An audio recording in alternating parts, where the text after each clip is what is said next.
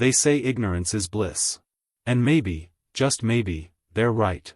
Because if you've ever spent a sleepless night arguing with your own mind, if you've ever stared into the ceiling at 3 a.m. wondering what the point of it all is, then you know the curse of a thinking man. The mind, when sharp enough, cuts not only through problems, it cuts through illusions. And illusions are what keep most people sane. The fool wakes up and embraces the day. He doesn't question the meaning of what he's doing or whether the world is just. He doesn't ask why good people suffer or whether the system is broken. He lives in the moment, pulled forward by instinct, routine, and shallow pleasures. And you? You're still in bed, paralyzed by thought, spiraling through possible futures that will never happen. This is the hidden tax on intelligence. The more you see, the more clearly you understand that much of life is out of your control. That pain is inevitable. That injustice is common. That people don't always get what they deserve, and in fact, they rarely do. But let's go deeper. Because this isn't about education, or IQ, or philosophical sophistication. It's about perception. It's about how deeply one feels the weight of existence. How incapable one becomes of playing the same games once they've seen behind the curtain. The world has always been ruled by comfort and illusion. We make meaning to soften reality. We convince ourselves that things happen for a reason, that we're going somewhere, that there's a reward at the end. But what happens when someone sees too clearly? When their inner clarity burns through every comforting lie? It can feel like waking up in a dream where everyone else is still asleep, and worse, they like it that way. They celebrate distraction. They celebrate ignorance, surface-level optimism, and easy answers. And when you bring truth, they flinch. Because truth is rarely comforting. It rarely sells. It doesn't wrap itself in applause. The intelligent person begins to feel like an outsider, not because he is arrogant, but because he can't unsee what he sees. He can't laugh at the small talk when he's thinking about mortality. He can't chase after trivial success when he sees how fragile and short life really is. So he becomes quiet. Withdrawn. A little colder. Not out of pride, but out of sorrow. He has tasted knowledge, and now he hungers for wisdom. And wisdom, at least in its early stages, is a lonely road. Marcus Aurelius wrote, "The more we value things outside our control, the less control we have." But intelligent people are prone to this trap. Because their insight exposes more of life's chaos, they see how much is beyond reach, and they suffer because they can't fix it. They want to heal the world. They want justice, peace, truth. They can't stand hypocrisy or cruelty or senseless destruction. But what can they do? The same mind that sees the sickness also sees the limits of their power. And so despair creeps in, not because they're weak, but because they care too much. Because they understand too well. But is it hopeless? Is intelligence doomed to breed sorrow? Not necessarily. Seneca once wrote, "We suffer more often in imagination than in reality." And therein lies the turn. You see, intelligence brings awareness, but awareness must be trained. The wild mind, if left alone, becomes its own tormentor. It can imagine 1,000 pains, forecast endless tragedies, and in doing so, forget to live. The problem isn't thought. It's undisciplined thought. It's the absence of inner direction. That's where philosophy enters, not as a theory, but as a survival tool. Stoicism teaches us not to stop thinking, but to think better. It gives form to chaos. It teaches the intelligent man to stop mourning the world's imperfection and to start working on his own character instead. Not out of indifference, but because inner mastery is the only real power he'll ever have. The fool avoids pain by not seeing. The wise man transforms pain by confronting it directly. To see clearly and still choose peace, that is the highest form of strength. But before we talk about peace, we must talk about the war within. Because make no mistake, every intelligent person fights one. A battle between what they know and what they feel. Between seeing the world as it is and trying not to drown in its absurdity. Between the urge to change everything and the knowledge that they can't. The smarter you are, the more capable you are of seeing contradictions. Of holding opposing truths in your hands and realizing they both can be valid. That good people can do bad things. That beauty can exist next to cruelty. That love can wound as much as it heals. This paradox doesn't destroy the fool, he doesn't notice it. But the intelligent person? It breaks him open. He sees the system, and he sees its cracks. He sees people suffering, pretending, performing, and he sees himself doing the same. He wants to be honest, but honesty can cost relationships. He wants to speak truth, but truth offends. He wants to escape the game, but he's in too deep. So he becomes trapped, not by ignorance, but by awareness without direction. And here's the irony, this same awareness that creates suffering can also be the doorway to freedom. But only if it is guided, disciplined, shaped. The Stoics understood this long before psychology did. Epictetus taught that suffering doesn't come from events, but from our judgments about them. In other words, the intelligent person's suffering is not caused by the world, it's caused by how they relate to the world. Their expectations. Their ideals. Their refusal to accept what is. This is where most of them fall. They demand that life makes sense. That people behave rationally. That effort brings reward. But the universe is not a classroom, and life is not a fair test.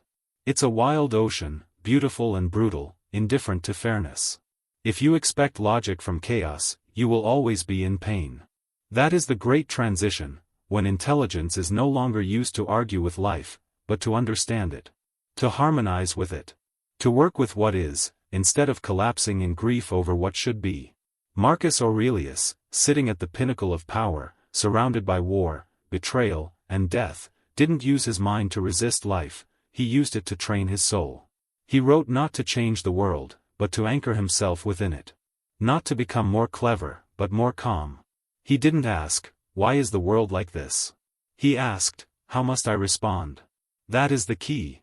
Because if the intelligent man learns to shift his attention from judgment to action, from protest to preparation, from blame to responsibility, he transforms. He stops feeling like a victim of truth and becomes a warrior of it. He stops searching for certainty in a world that offers none, and learns instead to build inner clarity. He stops waiting for peace to arrive and begins practicing it with every thought, every breath, every hour. Yes, it is harder for intelligent people to be happy, but that is because they are called to something deeper than happiness. They are called to wisdom. To understanding. To meaning. And meaning doesn't come cheap. It costs your illusions. It costs your comfort. It costs your belonging. But it gives you something that pleasure never will, a sense of direction. A feeling that your life is not wasted. That your pain was not random. That your questions were not curses, but keys. You stop needing the world to be simple, or kind, or even fair. You just need to be prepared.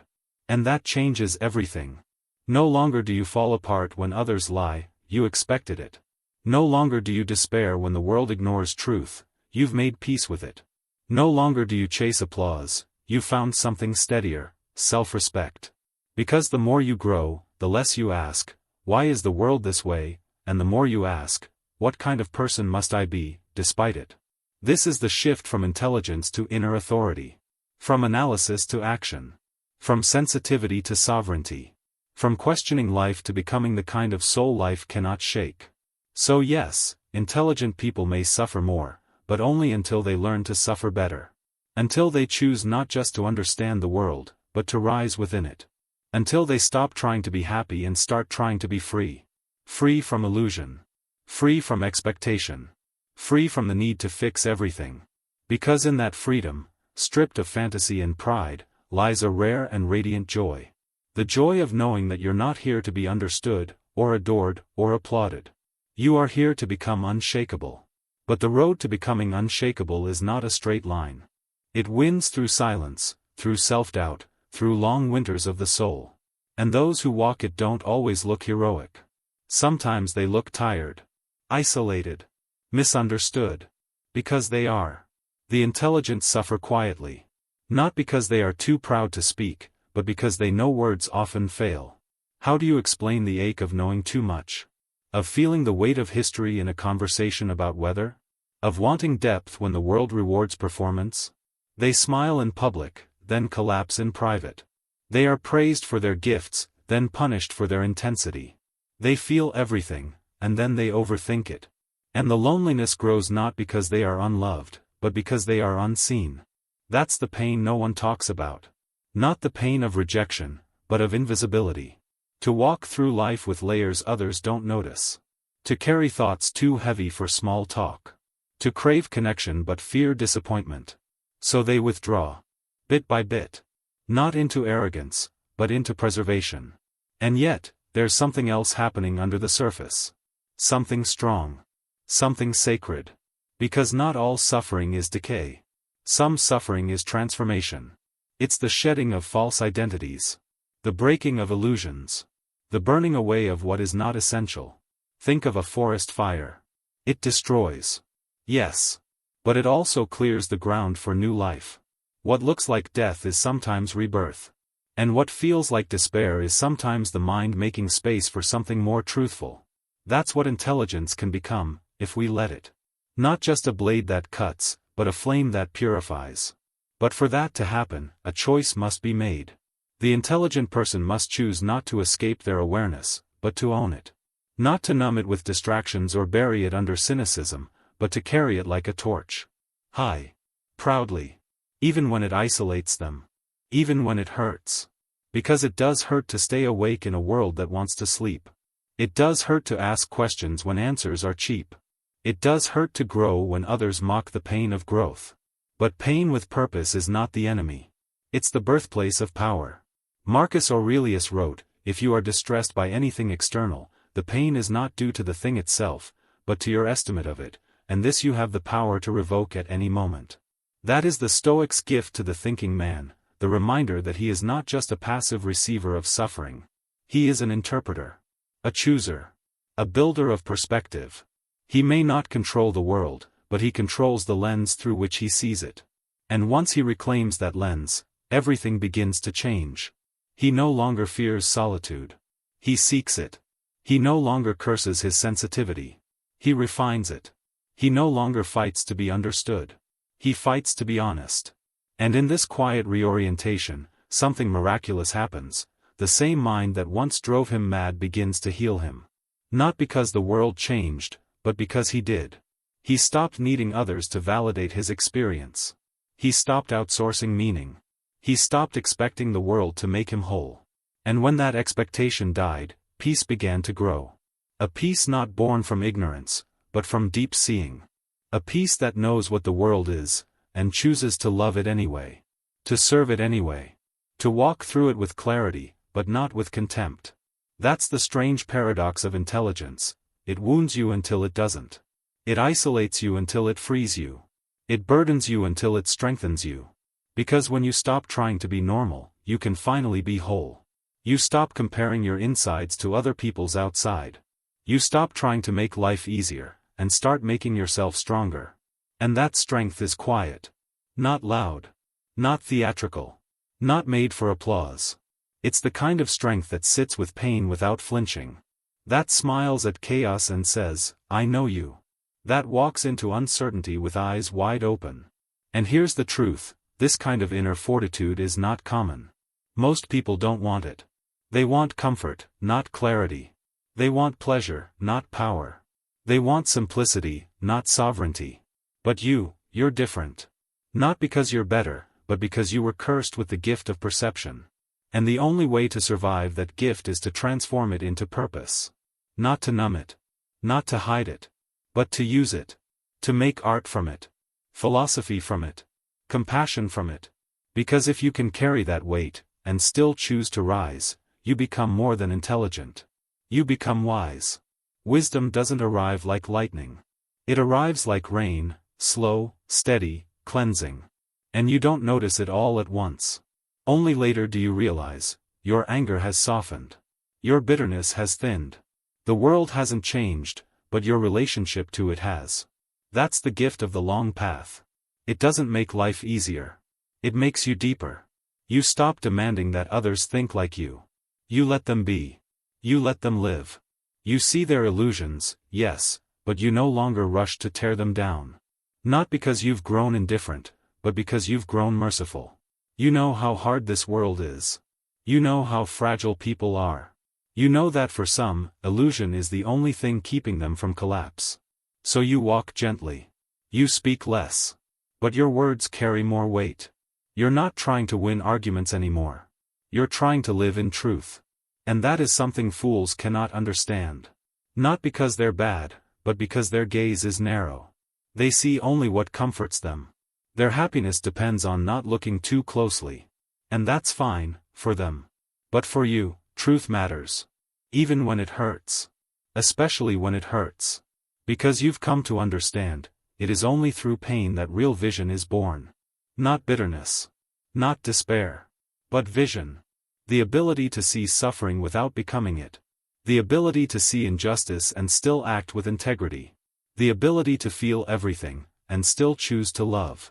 This is the quiet power of the awakened mind. It does not flinch. It does not run. It stands still in the storm and listens. And that stillness? That calm in the middle of chaos? It's not natural. It's earned. Earned through years of questioning, hurting, growing, failing, starting over. Earned through letting go of who you thought you were, and becoming someone truer. Earned through accepting that being intelligent will never make life simple, but it can make your soul unbreakable.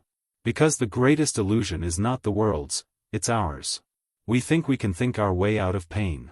We believe that if we understand enough, if we plan enough, if we get things right, we'll finally find peace. But peace doesn't live in perfection. It lives in surrender.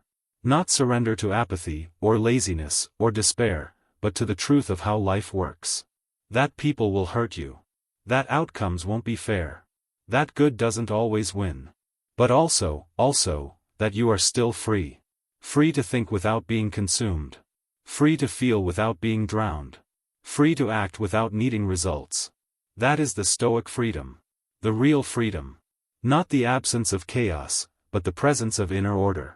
Not a life without pain, but a self that knows how to walk through it with grace. Seneca wrote, "A wise man is content with himself." Not because he's perfect. Not because he has everything. But because he knows what belongs to him, and what does not. What belongs to you is your character. Your attention. Your breath. Your choices. What does not belong to you is the world's approval. Its rewards. Its cruelty. Its chaos. You were never meant to control it. Only to meet it, with dignity. That is what intelligence can become when it matures. It stops chasing control and starts cultivating character. It stops needing answers and starts holding space for mystery. It stops asking, "Why is this happening to me?" and starts asking, "How must I carry this?" And slowly, very slowly, unhappiness becomes peace. Not pleasure. Not comfort. But peace. A peace built not on ignorance, but on intimacy with reality. A peace that doesn't need to prove anything.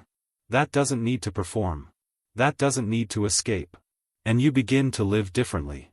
You become someone others trust, not because you're cheerful, but because you're steady.